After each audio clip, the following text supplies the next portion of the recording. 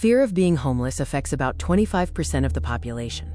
Symptoms include being hyper-aware, experiencing panic, saving every cent, and hoarding money and food supplies. They often refuse help and avoid free food or government assistance. Workplace fears affect 85% of people. Conditions like panic disorder, imposter syndrome, PTSD, anxiety, and GAD may be coworkers.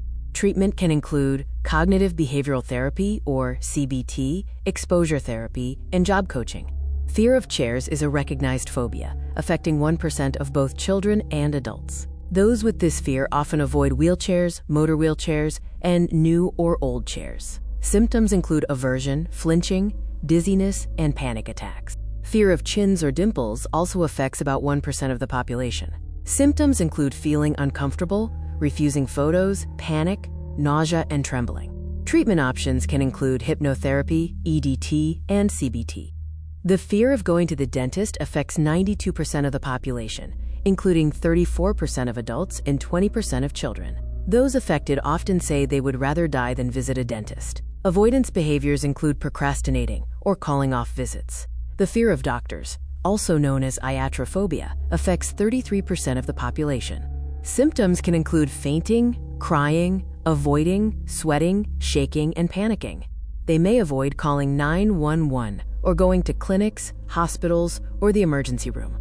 The fear of frogs and toads, known as batrachophobia, has roots in trauma, superstition, culture, or sensory issues. Affected individuals may choose to live in big cities or towns, avoiding parks, lakes, and nature areas. 79% of people are affected by this fear. Fear of dogs affects 90% of people in relation to big dogs and 80% for small dogs. Common symptoms include panic, trembling, shaking, and detachment.